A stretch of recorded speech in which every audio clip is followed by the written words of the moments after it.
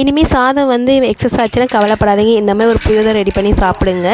நான் நைட்டே வந்து மஞ்சத்தூள் புளி கரைச்சி சாதத்தை கறி வச்சுட்டு இன்றைக்கி மார்னிங் வந்து புளியோதரை பண்ணோம்னா அதே மாதிரி தான் நல்லெண்ணெய், கடுகு, கடலப்பருப்பு, வரமிளகாய், கருவேப்பிலை, உப்பு, பெருங்காயத்தூள் சேர்த்து நம்ம கலரை வச்சு சாதம் கலந்துருந்தோம். சூப்பரான புளியோதரை ரெடி. நம்ம சாதத்தில் தண்ணி ஊற்றி வச்சு மறுநாள் சாப்பிட்டு அது சளி பிடிக்கிறதுக்கு பதிலாக இந்த மாதிரி சாப்பிட்டு போயிடும். ரொம்பவே சூப்பராகவே இருந்தது. பாப்பாக்கு அதை லஞ்சாக தான் பேக் பண்ணி கொடுத்துருந்தேன்.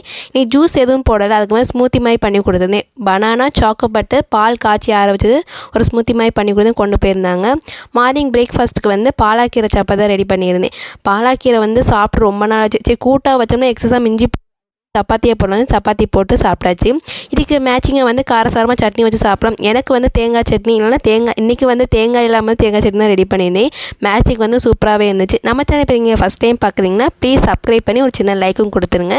நம்ம சேனல் உங்களுக்கு ஏதாவது டவுட்டு, ஏதாவது உங்களுக்கு கிளாரிஃபை இல்லைன்னா கண்டிப்பாக கமெண்ட் பாக்ஸில் கமெண்ட் பண்ணேன். நீ நெக்ஸ்ட் ஒரு வீடியோ பார்க்கலாம்.